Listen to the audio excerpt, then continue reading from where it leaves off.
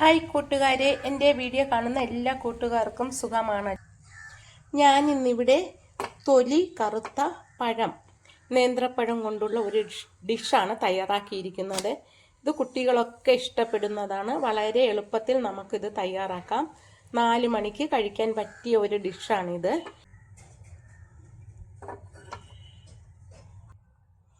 ഇത് ഇഷ്ടമായെങ്കിൽ വീഡിയോ കാണുന്നതിന് മുന്നേ എല്ലാവരും ഒന്ന് സബ്സ്ക്രൈബ് ചെയ്യണം. വീഡിയോയിലേക്ക് പോകാം. തൊലി കറുത്ത നേന്ത്രപ്പഴമൊന്നും കളയരുത്. ഇതേപോലെ നമുക്ക് തയ്യാറാക്കിയെടുക്കാം. തൊലി കറുത്ത നേന്ത്രപ്പഴം കൊണ്ട് നല്ല സ്നാക്സ് ഉണ്ടാക്കാം. ഈ തൊലിയൊക്കെ കളഞ്ഞിട്ട് നമുക്ക് ഇത് കട്ട് ചെയ്തെടുക്കാം. ഇതുപോലെ നീളത്തിനൊന്ന് കട്ട് ചെയ്തെടുക്കാം.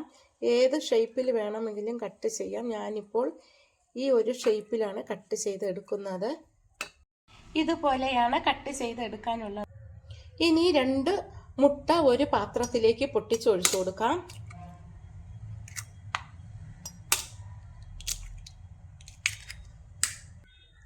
അതിലേക്ക് ഒരു പീസ് ക്യാരറ്റ് അരിഞ്ഞതും ക്യാപ്സിക്കം അരിഞ്ഞതും കൂടി മുട്ടയിലേക്ക് ഇട്ട് കൊടുക്കാം. 1/4 സ്പൂൺ മഞ്ഞൾപ്പൊടി ഇട്ട് കൊടുക്കാം. ഉപ്പുപൊടി പാകത്തിന് ചേർത്ത് കൊടുക്കാം.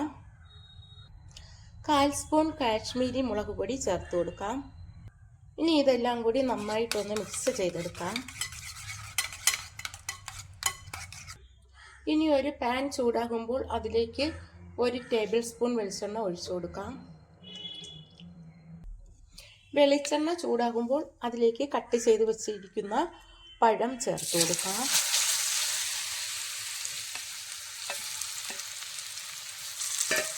പഴം ചേർത്ത് ഒന്ന് ഷേപ്പിലാക്കി കൊടുക്കാം. ഇനി നമുക്കിതിലേക്ക് ഉടച്ചു വെച്ചിരിക്കുന്ന മുട്ട ഒഴിച്ചു കൊടുക്കാം.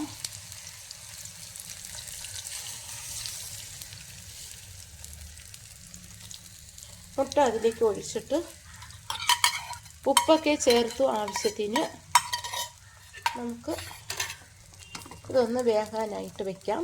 ചെറു തീയിൽ വേവിച്ചാൽ മതിയാകും. 2 മിനിറ്റ് സമയം ഇതൊന്ന് അടച്ച് വെക്കാം. 4 മിനിറ്റ് സമയം കഴിയുമ്പോൾ നമുക്കിതൊന്ന് തുറന്നിട്ട് മറിച്ചിട്ട് കൊടുക്കാം.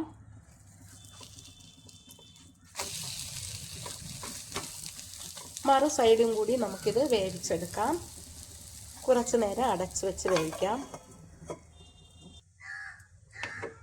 ഇത് നമുക്കിനി തുറന്നിട്ട് വെന്തോന്ന് നോക്കാം. ഇതിപ്പോൾ വെന്ത് വന്നു. കുറച്ച് സമയം കൂടി കഴിയുമ്പോൾ നമുക്കിത് കഴിക്കാം.